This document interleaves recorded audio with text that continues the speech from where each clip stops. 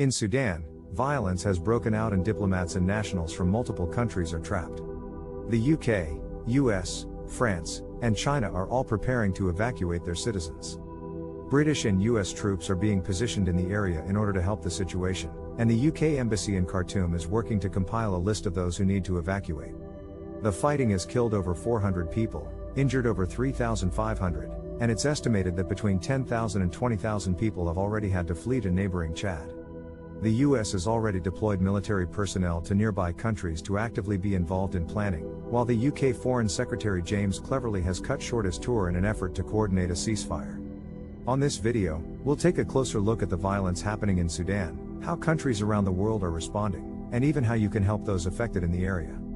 The fighting originated from a struggle for power between Abdel Fattah al-Burhan, the leader of the Sudanese armed forces, and his rival Mohammed Hamdan Dagalo, leader of the Rapid Support Forces.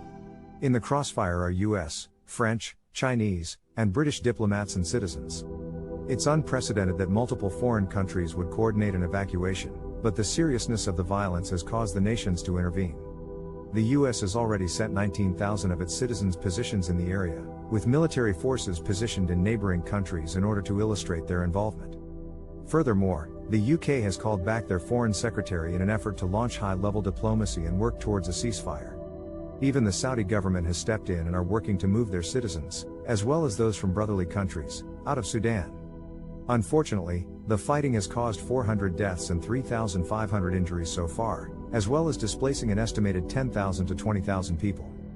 However, even with current evacuation efforts, millions more are still at risk amid fears of a potential humanitarian crisis. Here at NAME, we're doing our part to give back and raise awareness of this situation. We've made a donation to the International Rescue Committee, which is providing medical support, shelter, and relief supplies to those in Sudan, and we encourage you to do the same if you're able. If donating isn't an option, you can try spreading the word and raising awareness on your social media.